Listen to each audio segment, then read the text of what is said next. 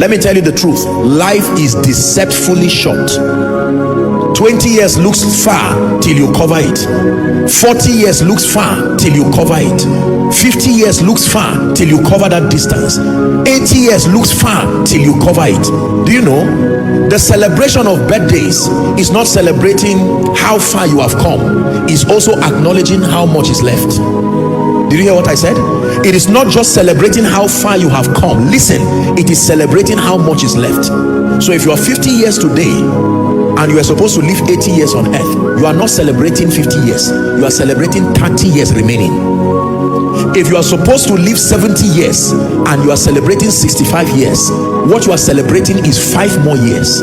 How foolish do you want to live when you have 5 more years to live? I was watching one video of Reinhard Bonnke 5 years ago, and I said, do you know 5 years ago, as at the time he was saying it, maybe he did not know that he had only 5 years. There are people who, as at January, they died in May, they didn't know that when they celebrated New Year, it was 5 more months to live. How would you live if you knew, not to make you afraid, that this is the last Joshua Selman's birthday you will see? If you are afraid of death, better come for an altar call when I make one. Imagine that by some way God reveals to you now that by December I will call you home. That means this is June, Abi, July, August, September, October, November, December. You have 6 more months. Then somebody who does not know where he's going comes to waste your time, and until October you are still roaming around life and destiny. Listen to me. One day you will not be here. Accept it or not, one day you will not be here. Every dead body on earth is a sermon, a constant reminder that the clock of destiny is ticking, and one day it will stop. Did you hear me? Every dead body you see today, from today, see it as a sermon. Don't just see it as a corpse. Every dead body, some of those dead bodies were stubborn while they were alive. Some of those dead bodies were arrogant.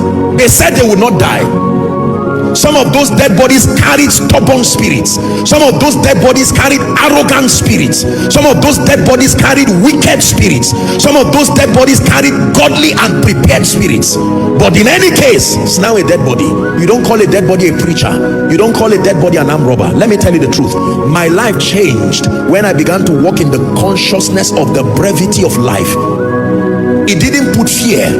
It just brought an awareness in me. When people die, especially people around at least my ministerial sphere of influence, I'm usually the first they reach, and they say so person has died. You see that? And while I condone with the family and console them, I use that dead body as a message again. There was a day that dead body had a sermon too. There was a day that dead body had a preacher say one day you will die, and the dead body said yes. Now that dead body is the one who is being used as a sermon. Let me tell you the truth. We are not called to fear death. It's not a wise way to live. We are called to be aware that life, like the hymn writer will say, life at best is very brief, like the falling of a leaf. Are we together? Like the binding of a sheep. Life at best is very brief. Whether you listen and take me serious or not, here connected and following across the globe, one day if Christ tarries, your children or your grandchildren will have a cause to be surrounded around your corpse, and you will be dug 6 feet, and they will say, here lies the body of XYZ. The question is where you will be when all that is done, because this body you see returns to dust, but cessation of living never happens. You never cease living. Dimensions change.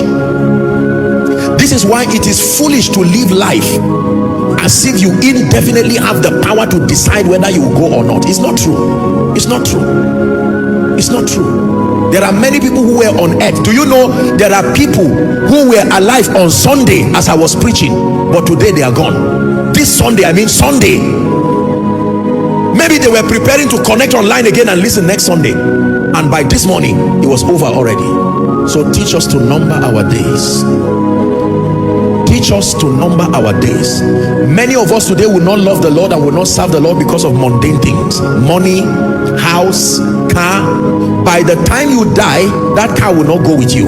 By the time you die, that promotion will not go with you. I'm not saying to be earthly irrelevant, but I'm saying burn it in your heart. Carry this consciousness that every other thing only find its relevance provided you are alive.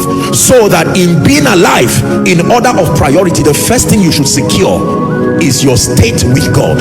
That I have peace with God, and that you get to a point where, like Paul, you say, for me to live is Christ and to die is gain. I wonder how many people can make that statement in this place, that in truth, for me to live is Christ and to die is gain.